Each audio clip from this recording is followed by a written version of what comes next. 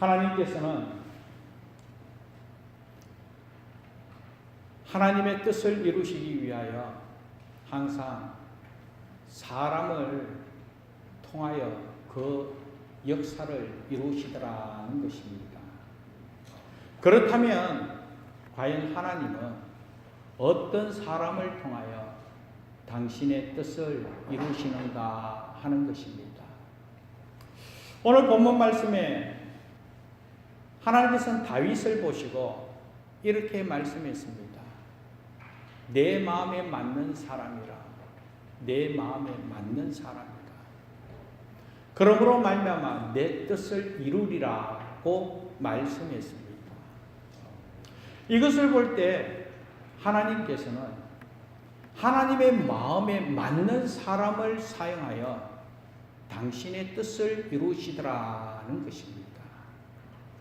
그렇다면 하나님의 마음에 맞는다는 것은 과연 어떠한가 하는 것이죠. 먼저 오늘 이 시간 저와 여러분 또한 하나님 마음에 맞는 사람이 되어서 하나님의 뜻을 이루며 하나님의 영광을 크게 드러내는 우리 모두 되기를 먼저 주님의 이름으로 축복합니다. 아멘. 그러면서 오늘 말씀을 통하여 하나님의 마음에 맞는 그런 삶을 살아가기를 원하는데 과연 어떠한 삶일까? 그렇다면 다윗의 삶은 어떠한 삶이었기에 하나님의 마음에 맞는 사람이 되었는가? 다윗의 삶을 통하여 그 은혜를 한번 살펴보기를 원하는데 먼저 사무엘상 16장에 보면 하나님께서 사무엘 선지자에게 이새의 집에 가서 그 아들들 가운데 기름을 부어 앞으로 왕이 될 왕을 선출하라고 말씀하게 됩니다. 하나님께서 사무엘 선지자에게 이와 같이 말씀하심으로 말미암아 사무엘 선지자가 겸손히 그 말씀 따라 이새의 집을 찾아가게 되죠. 그러면서 앞으로 하나님께서 기름 부을 왕을 선출하기 위하여 아들들을 불러오라고 말하게 됩니다. 이새의 아들들 다 불러서 줄을 세우게 되었습니다. 첫째 아들부터 이 사무엘이 누가 합당하고 누가 하나님께서 원하시는 아들인지 또 하나님께서 원하시는 기름 부을자인지 보게 되었습니다. 그런데 첫째 아들부터 이 사무엘 선지자가 본 순간 그냥 보기 너무너무 마음에 들더라는 것이죠. 키도 크고요. 얼굴도 너무나 잘생겼다는 것이죠. 그래서 첫 마음에 들었기 때문에 사무엘 선지자가 그 이새의 첫째 아들 엘리압에게 기름을 부으려고 했습니다. 근데 바로 그때 하나님께서 너 아니다라는 것이죠. 그러면서 하나님께서는 용모와 키를 보지 말라. 내가 이미 그를 버렸다라고 말씀하시는 것입니다. 사랑하는 여러분, 이것을 볼 때 하나님께서는 결코 사람의 용모를 보지 않으시고 사람의 지혜를 보지 않고 사람의 그 무엇을 하나님께서 중히 여기지 않는다라는 것을 오늘 우리는 말씀을 통하여 확인하게 되는 것입니다. 그렇다면 하나님께서 원하시는 것은 과연 무엇이겠습니까? 역대하 16장 9절 말씀에 보면 이런 말씀이 있습니다. 여호와의 눈은 온 땅을 두루 감찰하사 전심으로 자기에게 향하는 자들을 위하여 능력을 베푸시느니라고 말씀하고 있습니다. 여기 말씀 그대로 여호와 하나님은 전심으로 자기에게 향하는 자를 위하여 하나님께서 능력 베푸시고 하나님께서 은혜 베풀어 주신다라는 것이죠. 여호와 하나님께서는 그 속마음이 전심으로 하나님을 향하는 자를 하나님께서 기뻐하시고 하나님께서 그에게 은혜를 베푸시고 능력을 베풀어 주신다라는 것입니다. 그래서 성경에 사람은 외모를 보지만 나 여호와 하나님은 중심을 보시는 분이다라고 말씀한 것이었습니다. 사랑하는 여러분, 오늘 저와 여러분 또한 마찬가지입니다. 진정으로 우리 또한 하나님 마음의 합한 자가 되어서 하나님 함께 하신 그 은혜를 누리면서 하나님 앞에 귀하게 쓰임받기를 원하는데, 그렇다면 오늘 우리 외적인 것이 아니라 우리 중심을 보시는 하나님에게 우리 중심 하나님을 향할 수 있는 하나님의 사람 되어야 한다는 것 다시 한번 더 깨닫고 전심으로 하나님을 향할 수 있는 하나님의 거룩한 백성 되기를 주님의 이름으로 축복합니다. 그리고 한편으로 사무엘상 15장 17절 말씀 보면 하나님께서 사무엘을 통하여 이 사울이 왕 되었던 그 과정을 말씀하고 있습니다. 오늘 본문에도 사울 왕에 대해서 언급하고 있죠. 이 사울 왕이 이스라엘의 초대 왕으로 하나님으로부터 기름 부음 받게 된 이유는 다름이 아니었습니다. 사무엘이 이르되 왕이 스스로 작게 여길 그때에 이스라엘 지파의 머리가 되지 아니하셨나이까. 여기 이 말씀에 보면 스스로 작게 여겨 겸손할 때에 하나님께서 세우시고 하나님께서 기름 부어 주셨다라는 것입니다. 스스로 작게 여기고 겸손히 여길 때에. 그래서 야고보서 4장에 보면요, 4장 10절에 주 안에서 낮추라 그리하면 주께서 너를 높이시리라고 말씀하고 있습니다. 하나님 앞에 겸손히 낮출 때에 하나님께서 높여주시겠다라는 것이죠. 하나님은 철저하게 겸손한 자를 위하여 은혜 베푸시고 하나님께서 철저하게 자기 스스로를 낮추는 자를 하나님께서 높여 귀하게 들어 사용해 주시더라는 것입니다. 성 어거스틴이 어느 날 제자가 찾아와서 스승에게 질문하게 됩니다. 선생님, 기독교인으로서 최고의 덕목은 무엇입니까? 기독교인으로 최고의 덕은 무엇입니까? 라고 그렇게 질문하게 되었습니다. 그때 성 어거스틴이 제자를 향하여 기독교인의 최고의 덕은 겸손이다 라고 가르쳤습니다. 이 제자가 그 이야기를 듣고 한 번 더 질문하게 되었습니다. 선생님, 기독교인의 최고의 덕이 첫째가 바로 겸손이라면 그러면 두 번째 덕은 무엇입니까? 라고 물어보았습니다. 그때 어거스틴이 한 이야기가 첫째도 겸손이요, 둘째도 겸손이요, 그리고 이어서 세 번째도 겸손이다 라고 가르쳤다는 것입니다. 사랑하는 여러분, 바로 이것입니다. 스스로 작게 여기는 마음, 이것이 바로 오늘을 살아가는 저와 여러분 그리스도인의 삶의 모습이요, 하나님께서 기뻐하는 복된 삶이라는 사실 여러분 결코 잊지 마시기 바랍니다. 하나님께서는 겸손한 자, 그리고 또 겸손한 자, 그리고 또 겸손한 자를 하나님께서 귀히 여기시고 내 마음에 맞는 자라, 그러면서 하나님께서 그를 높여 귀하게 쓰임받도록 은총 베풀어 주신다라는 것입니다. 이와 같이 다윗은 진정코 하나님을 향한 그 마음과 이와 같이 스스로 겸손한 모습을 갖추어 있기 때문에 하나님께서 그를 기이 여겨 하나님의 뜻을 이루도록 은총 베풀어 주셨다라는 것입니다. 그리고 얼마나 하나님께서 그를 사랑했는지 성경 말씀을 한번 참고해 보면 구약 성경에 보면 이 다윗 이름이 약 800번이나 증거되어지고 있어요. 신약 성경에는 60번이나 나올 정도로 그만큼 다윗이 하나님을 사랑함으로 말미암아 하나님께서 다윗을 귀히 여겨 이와 같이 은혜를 나누도록 은총 베풀어 주셨다라는 것입니다.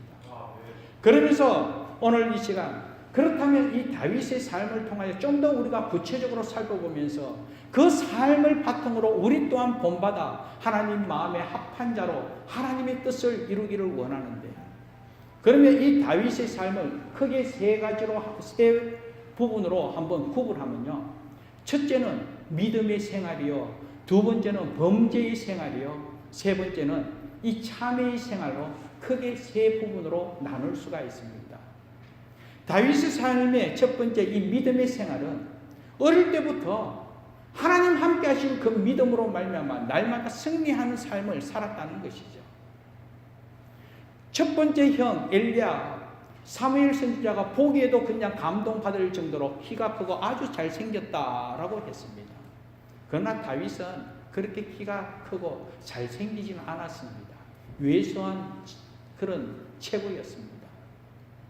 아버지의 양을 기르는 그런 역할을 하게 되었습니다.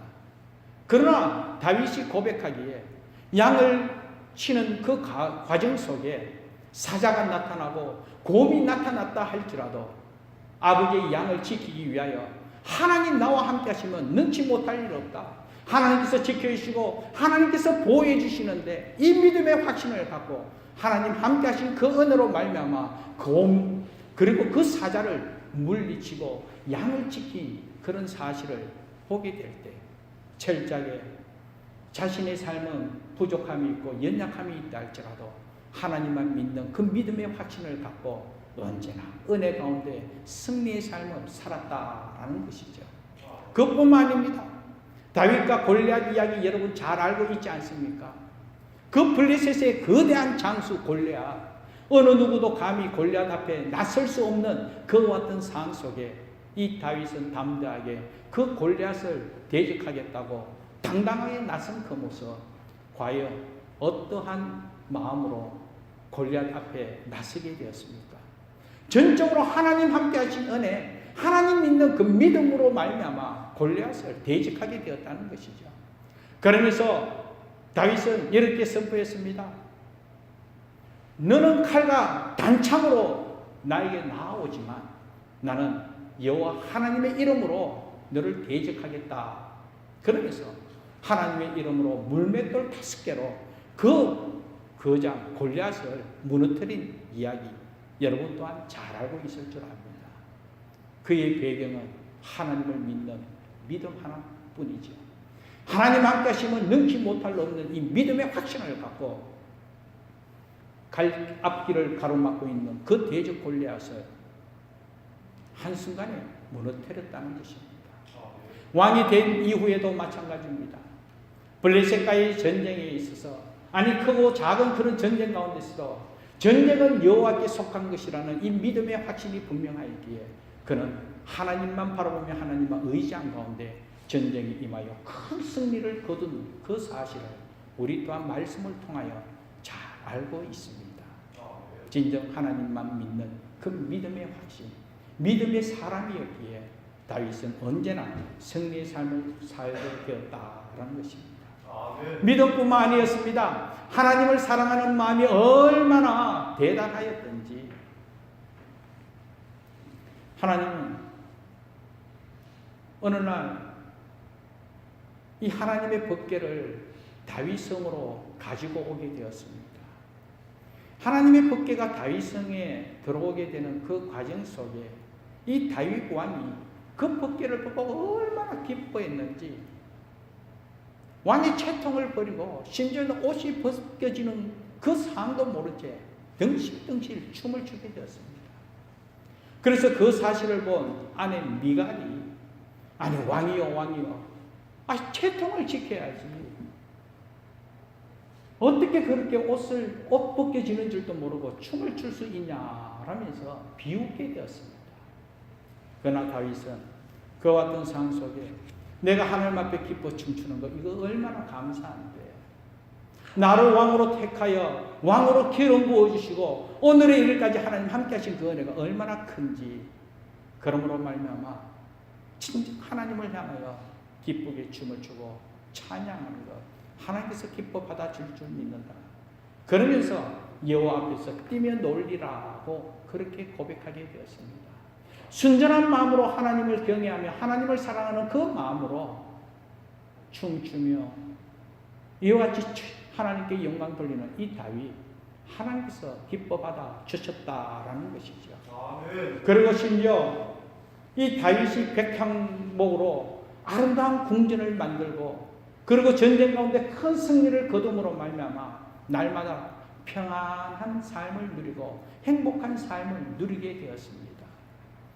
보통 일반적으로 오늘 우리들의 삶을 보면 우리 삶에 어떤 어려움이 있고 아픔이 있으면 그때 하나님을 간절하게 찾지만 그 모든 것이 응답되어져서 평안함이 이루어지고 행복한 시간들을 보내게 되면 그때 어느 누가 할 것 없이 보편적으로 하나님을 잊어버리더라는 것이죠.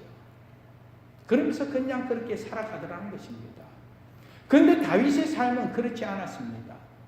힘들고 어려울 때 하나님을 향하여 간절히 부르짖으며 하나님을 찾는 것 당연하지만 한편으로 이와 같이 평안이 있고 행복하고 하나님의 영광이 임했을 때 한결같이 하나님을 찾고 하나님을 향하여 헌신한 하나님의 사람이었다는 것이죠. 그러면서 다윗은 고백합니다. 나는 백향목 궁에서 이 아름다운 궁전에서 편안하게 거하고 있지만 하나님의 전을 볼 때 휘장 가운데 거하고 있는 그 모습을 보면서 너무나 가슴 아파 그때에 내가 하나님의 성전을 짓겠다라고 결심하게 됩니다. 하나님께서는 바로 그때 가장 기뻐했음을 믿습니다.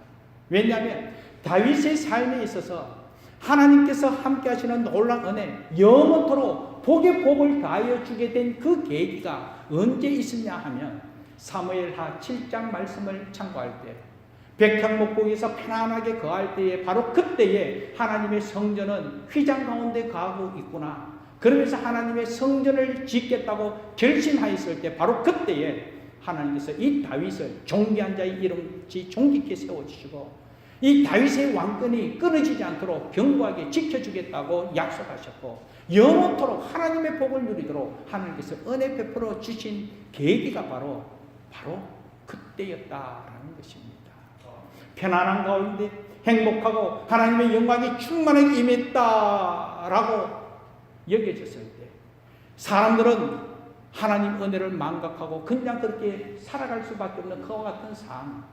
그러나 다윗은 바로 그와 같은 삶 속에 있다. 여전히 하나님만 경외하고 하나님만 사랑하는 그 모습 하나님께서 기뻐받아 주시더라는 것입니다. 이와 같이 다윗의 삶, 믿음의 확신을 갖고 하나님을 경외하며 하나님만 전적으로 사랑하는 이 삶이 하나님 마음에 맞았다라는 것이죠. 하나님께서 너무나 기뻐했다라는 것입니다. 그리고 또 한편으로 다윗은 범죄한 사실이 있었습니다. 마태복음 1장에 보면 예수님의 계보를 쭉 소개하면서 다윗을 소개할 때요, 우리아의 아내로 솔로몬을 낳았음을 기록하고 있습니다. 사랑하는 여러분, 다윗이 부하인 울리앗을 죽이고 그 아내로 통하여 솔로몬을 낳았다라는 것입니다. 이것은 다윗의 삶의 가장 부끄러운 삶이요, 정말 말로 다 할 수 없는 추악한 범죄의 행위였습니다. 그런데 어떻게 성경에 이렇게 기록할 수 있을까? 하나님께서 가장 위대한 사람으로 우리에게 소개하고 있는데 어떻게 이와 같이 부끄러운 범죄, 어떻게 이와 같이 추악한 죄를 지을 수 있을까? 이런 사람을 어떻게 하나님께서 이렇게 사용할 수 있을까라고 반문할 수 있지만 그와 같은 죄를 지었음을 우리에게 나타내는 것이 아니라 그와 같은 죄를 지었을 때 바로 그때 죄를 깨닫고 철저하게 회개한 하나님의 사람이었기 때문에 하나님께서는 그를 귀하게 사용하셨음을 우리에게 소개하고 있는 것입니다. 한편으로 우리가 생각해보아도 우리보다도 더 추악한 죄를 짓지 않았습니까? 그러나 그 죄를 범했을 때 나단 선지자가 다윗에게 그 범죄함을 지적하였을 때 겸손히 그 모든 것을 받아들이고 그 순간 철저하게 하나님 앞에 회개하며 눈물로서 회개하며 뼈아픈 그런 고통의 시간을 겪으면서 통회하며 회개하며 참여한 삶을 살았다는 것입니다. 그래서 시편 내용을 살펴보면 이 다윗이 얼마나 하나님 앞에 철저하게 회개한지 눈물로서 가슴 치면서 회개한 그런 모습을 볼 때에 하나님께서는 이와 같이 범죄한 것보다도 범죄한 이후에 참여한 그 모습을 하나님께서 기뻐 받아주시고 하나님께서 과연 내 마음에 든다. 그러면서 귀하게 사용해 주셨음을 믿습니다.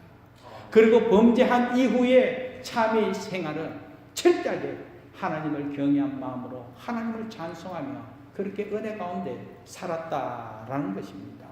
사랑하는 여러분, 다윗은 남다른 그런 능력이 있어서, 다윗에게 남다른 지혜가 있어서 하나님께서 사용한 것이 결코 아니라는 것이죠. 진심으로 하나님을 찾았습니다. 진심으로 하나님을 사랑했습니다. 진심으로 하나님을 경외한 겸손한 사람이었다는 것이죠. 또 인간인지라 범죄할 수밖에 없는 죄인이었습니다. 그러나 범죄한 죄인이었지만 철저하게 하나님 앞에 회개하며 나아가기에 하나님께서 긍휼히 여기시고 하나님께서 용서하여 주시고 하나님께서 그를 귀하게 사용해 주셨다라는 것이죠. 그리고 하나님을 향하여 경외하며 찬송하며 감사하며 평생을 산 삶이 바로 이 다윗의 삶이었다는 것이죠. 시편의 내용을 통하여 볼 때 다윗이 하나님을 향하여 감사하며 찬송한 내용이 얼마나 많이 기록되어 있는지, 역경 중에 있으면서도 오히려 하나님을 찬송하였습니다. 질병 가운데 있으면서도 하나님께 감사하며 찬송으로 영광을 돌렸습니다. 실패와 낙담 가운데 있다 할지라도 여전히 하나님만 의지하면서 하나님을 경외하면서 하나님을 찬송하며 산 삶이 바로 다윗의 삶이었다는 것이죠. 그러니 하나님께서 왜 기뻐하지 않겠습니까? 사랑하는 여러분, 오늘 저와 여러분 또한 마찬가지입니다. 오늘 저와 여러분 또한 이 마지막 때에 하나님의 뜻을 이루기 위하여 오늘 우리들을 이 땅에 보내주시고, 그리고 또한 하나님의 목적을 이루기 위하여 한편으로는 태평양을 건너 이 캐나다 런던까지 인도해 주셨음을 믿습니다. 하나님께서 반드시 저와 여러분을 통하여 당신의 목적을 이루고자, 하나님의 뜻을 이루고자 오늘 이곳까지 인도해 주심을 우리가 믿고 있다면 우리 삶을 통하여 하나님의 뜻을 이루는 하나님의 거룩한 백성 되어야 되지 않겠습니까? 그런데 그 모든 일들을 이루기 위하여, 하나님의 뜻을 이루기 위하여, 하나님의 비전을 이루기 위하여 우리가 과연 무엇으로 어떻게 그 비전을 이룰 수 있겠습니까? 열심히 노력함으로, 열심히 공부함으로, 열심히 정말 열정을 다하여 그 무엇을 행함으로 말미암아 이루어질 수 있을까? 물론 우리가 목적을 갖고 주어진 일에 최선을 다하는 것, 우리 삶의 목적임을 믿습니다. 당연하죠. 각자 나름대로, 청년은 청년으로, 학생은 학생으로, 우리 어른들은 어른으로 각자 주어진 일에 최선을 다하고 열정을 다해야 되는 것 당연할 줄 압니다. 그렇게 살아야 합니다. 그러나 오늘 우리는 분명히 고백하고 있습니다. 우리가 아무리 좋은 계획을 세운다 할지라도 그 일을 이루시는 분은 하나님이심을 고백하고 있지요. 그리고 또한 하나님의 뜻을 이루기 위하여 우리가 열심을 한다고, 열심을 다하고 열정을 다한다고만 되는 것이 아니라 오늘 다윗의 삶을 통하여 볼 때에 우리의 생사화복은 하나님의 주권에 있기에 하나님께서 행하시고 하나님께서 사용할 때에 하나님의 은혜로 말미암아 하나님의 뜻을 이룰 수 있음을 믿고 있다면 우선적으로 하나님 마음에 맞는 하나님의 사람이 되어야 한다라는 것을 다시 한 번 더 깨달을 수가 있습니다. 그러므로 사랑하는 여러분, 오늘 이 시간 저와 여러분을 통하여 하나님의 목적을 이루시기를 원하고 우리는 그 목적에 따라 하나님의 뜻을 온전히 이루는 하나님의 사람 되기를 원하기에 무엇보다도 다윗과 같이 하나님 마음에 맞는 하나님의 사람 되기를 주님의 이름으로 축복합니다. 그러기 위해서는 하나님을 향하는 우리가 되어야 된다는 것이죠. 진심으로 하나님을 경외하고 하나님을 사랑하고 그리고 하나님을 믿는 그 믿음을 바탕으로 하나님의 뜻을 이루고자 애쓰고 힘쓰고 그 뜻을 이루기 위하여 우리에게 주어진 학생은 학생으로 학업에 열중하고 사업가는 사업에 열중을 하고 우리에게 주어진 일에 우리가 그 믿음의 확신을 갖고 그 은혜의 바탕으로 우리가 최선을 다할 때 하나님께서 당신의 뜻을 이루고자 우리의 갈 길을 인도하시고 하나님께서 우리를 세워주시고 우리를 귀하게 사용해 주실 줄 믿습니다. 하나님을 향하고 그리고 스스로 자신을 작게 여기는 그 겸손한 모습으로 그리고 또한 이와 같은 믿음의 확신을 갖고 하나님을 경외하며 감사하며 찬송하며 나아갈 때 그러면 그렇지 과연 내 아들이다. 그러면 그렇지 과연 내 딸이다. 그러면서 하나님께서는 당신의 목적을 이루고자 우리 걸음을 선한 뜻으로 인도하여 하나님의 뜻을 이루도록 은총 베풀어 주심을 믿습니다. 그 은혜 속에 하나님 함께 하신 은혜를 누리고 그 은혜 속에 하나님의 뜻을 이루며 귀하게 쓰임받고 하나님의 영광을 크게 드러내는 저와 여러분 되기를 주님의 이름으로 축복합니다. 하나님 감사합니다. 이 마지막 때에 하나님께서 우리들을 이 땅에 보내주시고 진정 그 하나님의 비전을 바라보며 하나님의 뜻을 이루며 하나님의 영광을 드러낼 수 있도록 은총 베푸심이 너무나 감사하여 진정 그 뜻을 이루게 하여 말씀을 의지하여 그렇다면 하나님 마음에 맞는 하나님의 사람으로 살아가겠다. 그러기 위해서 더욱더 하나님 마음에 맞는 하나님의 사람으로 하나님의 뜻을 이루며 살아가겠다. 그러기 위해서 더욱더 하나님을 향하고 겸손히 믿음으로 소망 가운데 하나님을 찬송하며 은혜 가운데 살아가겠다. 우리의 고백을 주님 기뻐 받으시고 감당할 수 있는 은혜와 능력 주시고 이와 같은 은혜 속에 하나님 앞에 귀하게 쓰임받는 우리 모두요 주의 교회 되도록 하려는 은혜 베풀어 주옵소서. 감사하고 예수님 이름으로 기도합니다. 아멘. 지금은 우리 주 예수 그리스도의 은혜와 하나님 아버지의 무한하신 사랑과 성령님의 감동감과 인도 충만 교통하시니 이 마지막 시대의 말에 하나님의 목적을 이루기 위하여 오늘 우리들을 이곳까지 불러주시고 하나님의 뜻을 이루기 위하여 우리들에게 비전을 허락하여 주셨기에 그 뜻을 이루며 그 비전을 이루어 하나님 앞에 귀하게 쓰임받기 위하여 다시 한 번 더 말씀을 의지하여